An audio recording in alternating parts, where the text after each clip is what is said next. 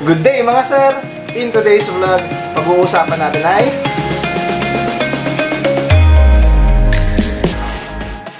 So mga sir, yung ABS natin o yung tinatawag na anti-lock braking system, meron siya mga key components na pag-uusapan natin, i-discuss natin siya. Okay? So yung una is yung tinatawag natin na ABS ring.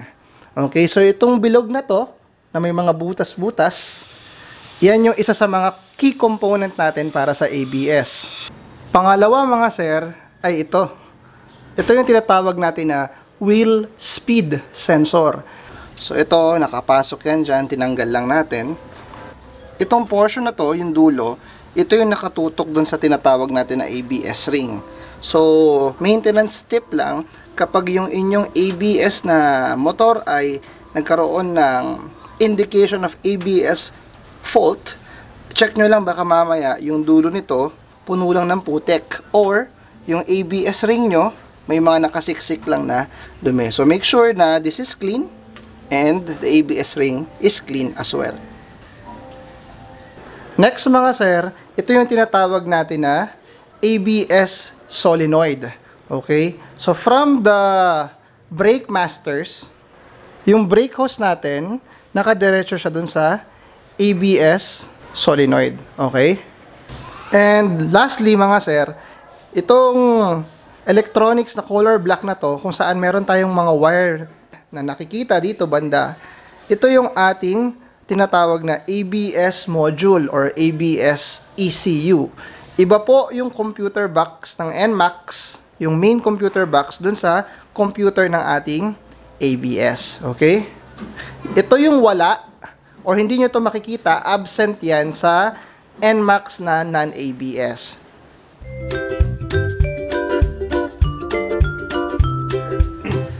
So mga sir, yung ABS ring saka yung wheel speed sensor na makikita natin dito sa napakaganda kong drawing, they work hand in hand. Okay?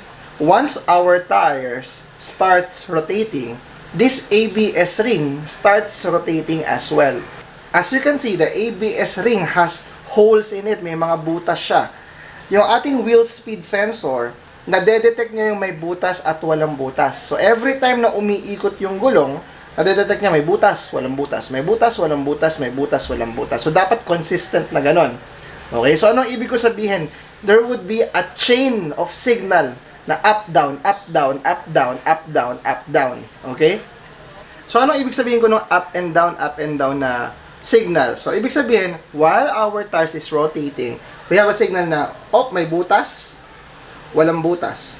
May butas, walang butas. May butas, walang butas. May butas, walang butas. Ito yung binibigay na data ni wheel speed sensor papunta dun sa ABS na ECU. Okay, so dapat ganito. May butas, wala. May butas, wala. May butas, wala. May butas, wala. Okay? So, yun yung reason kung bakit kapag meron kayong putek or meron kayong obstruction dun sa ABS ninyo, pwede kayong magkaroon ng fault tapos mag-i-indicate na sira yung ABS ninyo. So mga sir, ano naman yung nangyayari kapag nag-panic braking kayo? So anong nangyayari dun sa nababasang data ni wheel speed sensor dun sa ating ABS ring? Ang mangyayari kasi yan mga sir, kapag napindot mo ng sagad yung iyong brake levers, may chance na yung gulong mo mag-lock. Okay, so ano ibig sabihin nun mga sir? So meron kang signal na ganito, may ngipin, walang ngipin, may ngipin. Okay? So, ano mangyari dito? Sa moment na to mga sir, okay? Ibig sabihin, itong moment na to, yung gulong natin, the tires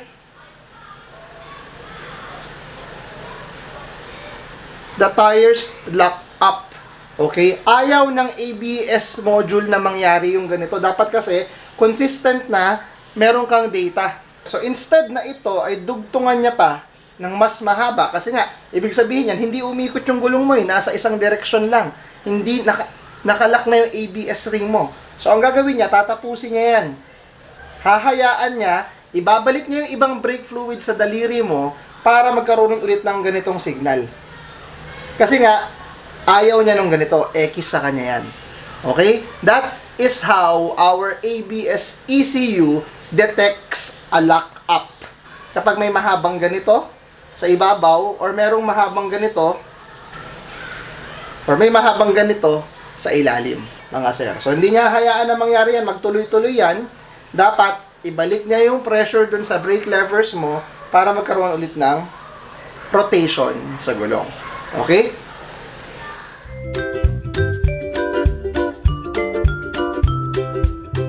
So, mga sir, ang purpose ng ABS natin is ang ginagawa niya, minomonitor niya yung wheel speed ng front sa back.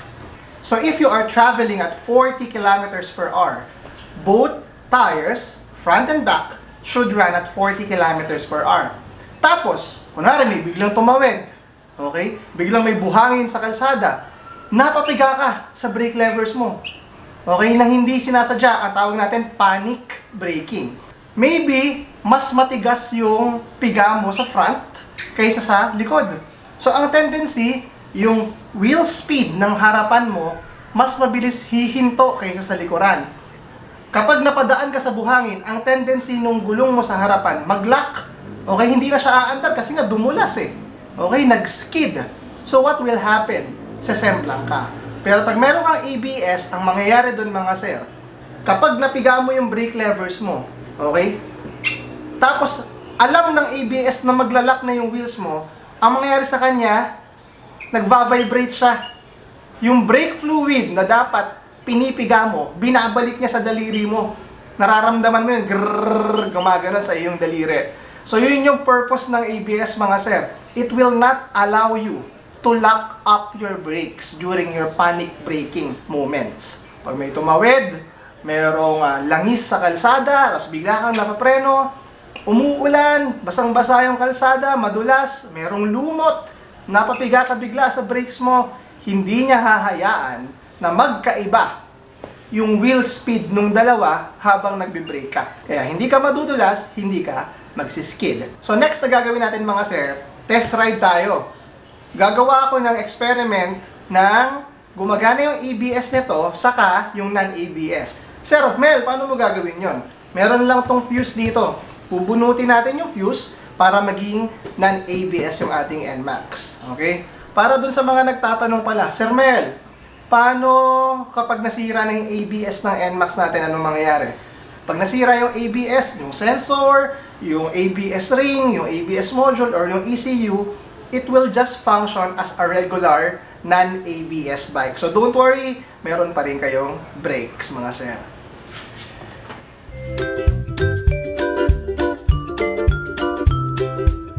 So yun mga sir, nakasakay na tayo dito sa NMAX natin.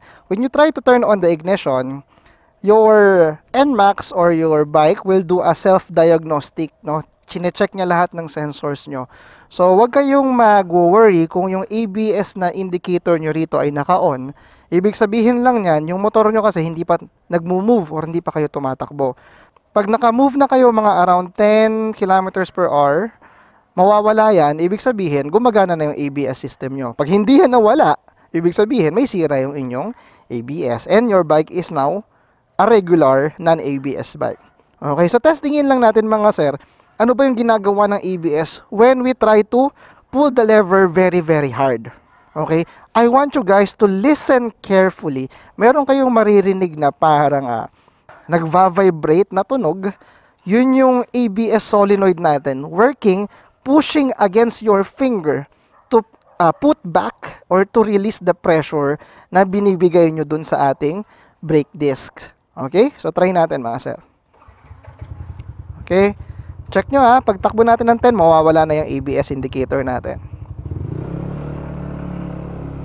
Yan. So, nawala na yung ABS indicator natin. That means that our bike and our ABS is now working properly.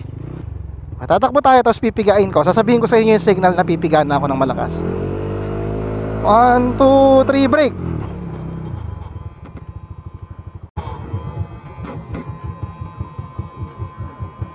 Did you hear the grrr, grrr, grrr? It's the ABS solenoid or it's the ABS module working against my levers. One more time. Pabalik naman. Nakita nyo yung buhangin na yun? Okay. Yun yung dadaanan natin mga sir. Okay. Okay. both of the ABS work, front and back. Binalik niya, nirelease niya yung pressure para hindi tayo mag-skid dun sa dinaanan natin na buhangin. Yun yung kagandahan sa ABS mga sir. Pag dinaanan nyo yung mga ganitong surfaces na meron chance kayong mag-lock, madulas, hindi niya yun hahayaan na mag-lock yung gulong natin at gumanon kayo. Okay? Hahayaan niya lang, mag-a-apply lang siya ng tamang pressure para i-allow na mag-roll yung tires natin properly.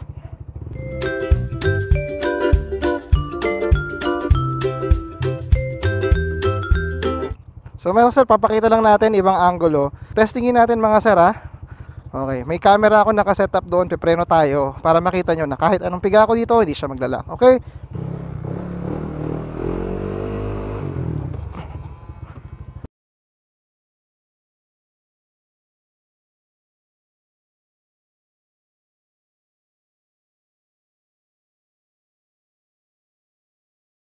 Lahat ng pressure na ina-apply ko sa levers mga sir, binabalik niya lang. So it doesn't allow either your front or rear wheel to lock up during braking mga sir. Okay?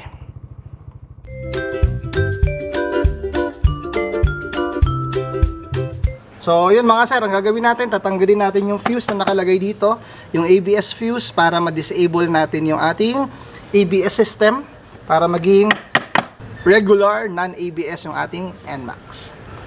So mga sir, tatanggalin natin tong fuse na may nakasulat na ABS solenoid, yung 15 ampere. Pag tinanggal natin yan, yung color blue dito na isa, madi-disable na yung ating ABS.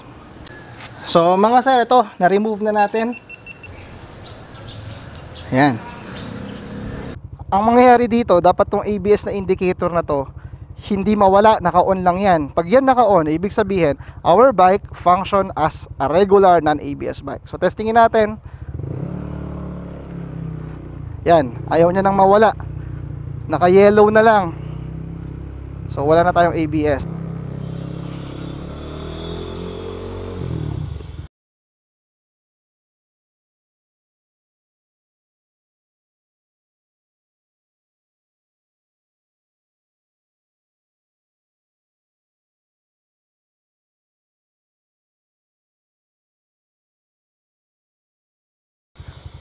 Hopefully nakita nyo yun, yung nag-lock sa camera natin. One more time, how a non-ABS works during panic braking.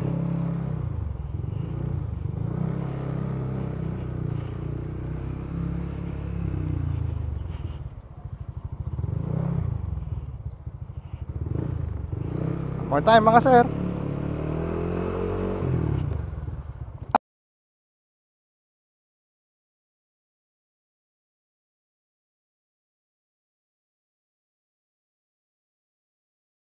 Okay, so yun, nakita nyo yung rear wheel natin, naglalak siya.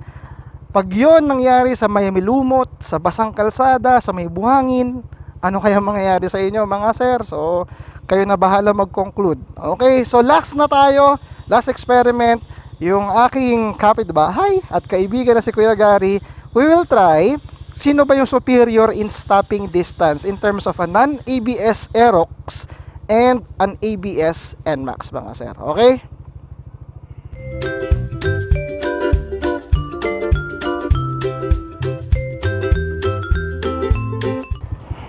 So ito mga sir, braking test lang, last na test lang natin.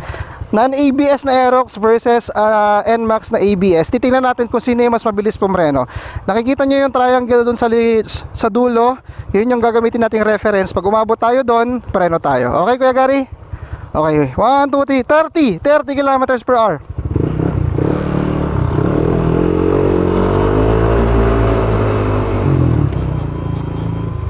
Okay, so makikita nyo mga sir, lumagpas si Kuya Gary ng konti lang, babahagya.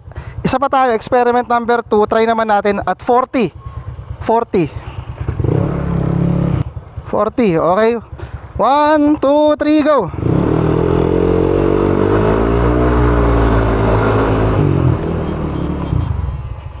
Ayan, so makita nyo yung stopping distance mga sir. Si Aerox ahead ng konti. So iba talaga kapag ABS mga sir. Yung stopping distance pagdating sa control ng lock up ng mga brakes mga sir. So that concludes our braking stopping distance mga sir. Balik na tayo sa studio. Thank you.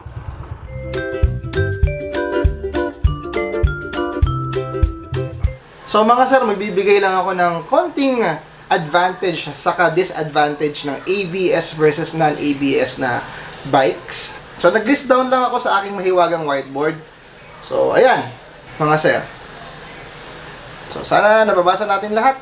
Sa ABS, ang ABS is more expensive than the non-ABS version.